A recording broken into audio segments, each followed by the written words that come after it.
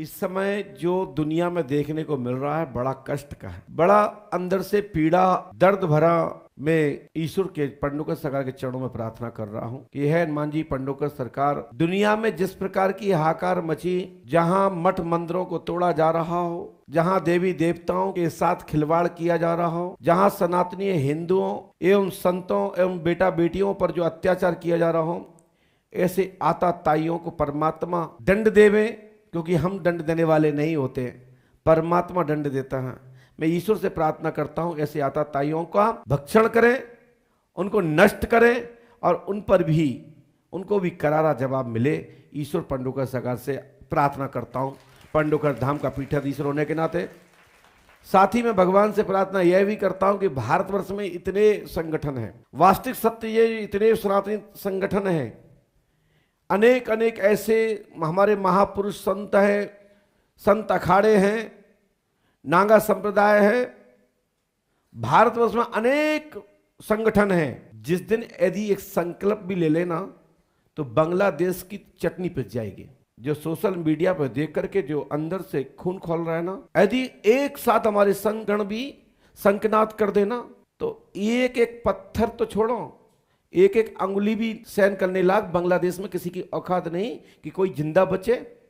वह लोग जो हमारे सनातन धर्म पर, हमारे हिंदुओं पर, हमारे बेटा बेटी अबला नारियों बच्चियों पर जो इस प्रकार के कृत करके उनके साथ जो अत्याचार कर रहे हैं, वो एक एक अंगुली के वजन से ही मर जाएंगे। हमने अपने देश के प्रधानमंत्री से प्रार्थना की है कि भारत में उनका संरक्षण हो, उन बेटा बेटियों को, उनको जो ईश्वरवादी है, सनातनी है, हिंदू हैं, भारतीय संस्कृति का पालन करते हैं, उनको संरक्षण भारत में प्राप्त हो, उनके लिए स्थान हो। और सभी देशों से चर्चा करके बांग्लादेश पर नाक में नकील डलना चाहिए और वहां की जो व्यवस्था है उस व्यवस्था को खत्म करके बांग्लादेश को अपने कानून के उसमें लेकर के वहां के जितने भी इस प्रकार के कृत्य करते हैं उन पर कानून का डंडा मिलना चाहिए। तब ऐसे अत्याचारी पापाचारी नष्ट हो पाएंगे और तभी दुनिया के लोग इससे सीख लेंगे। और हमारा देश तो है ही महान, इसलिए तो हम अपने देश के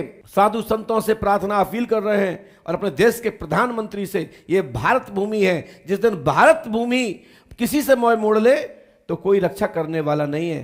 किसी की कोई रक्षा करने की किसी के अंदर दर्द है और कोई आगे आता है तो भारत भूमि के ही लाल आते हैं। शासन प्रशासन संत संगठन भारत के ही संकल्प लेते हैं, तब ऐसे आताताइयों का नष्ट करते हैं। भगवान से प्रार्थना करता हूं कि बांग्लादेश के जितने प्रकार के ये संगठन हैं जो पीड़ा पहुंचा रहे हैं, कष्ट दे रहे हैं, बेटा बेटियों की जो आबरू इज्जत लूट रहे हैं, मठ मंदिर तोड़ रहे हैं, ऐसे लोगों की नाक में नकील होना चाहिए।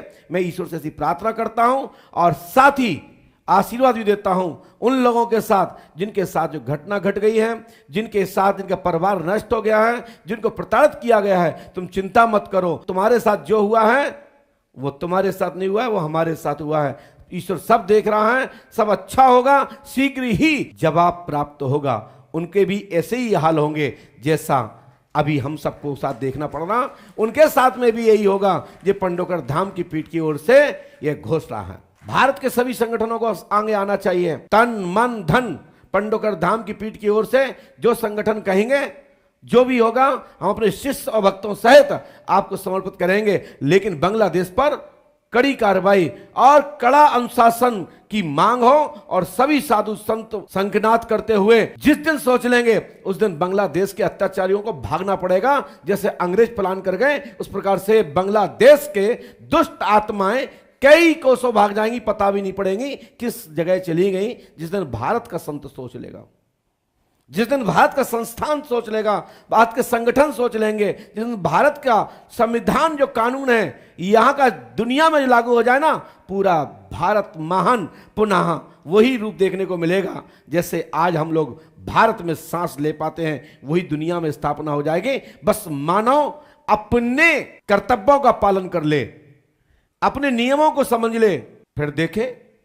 मैं यही तो कहता हूं, भारत में भी अपना जो जनतंत्र अपना जो मजबूत है ना, ऐसा दुनिया में लागू हो जाए ना, तो फिर किसी की औकात नहीं कोई किसी के ऊपर उंगली डाल सके। उनकी उंगली कट जाएगी, हाथ ही कट जाएंगे। बोलिए पंडोकर सरकार की। साथी उन सब परिवार को पंडोकर धाम की पीठ की ओर से साधु आशीर्वाद। परमात्मा उनको आत्म शांति दे और उनकी आत्मरक्षार्थ परमात्मा उनके क्षण संकट में उनके सहायक हों, उनको मजबूती दें और चिंता ना करें। सत्य की विजय होगी, सत्य कभी हारता नहीं है, कष्ट में जरूर होता है, समय आने पर सत्य की जीत होगी और अत्याचार पापाचारियों को मुंह की खाना पड़ेगी। आशीर्वाद। जय श्री राम, जय पंडोकर।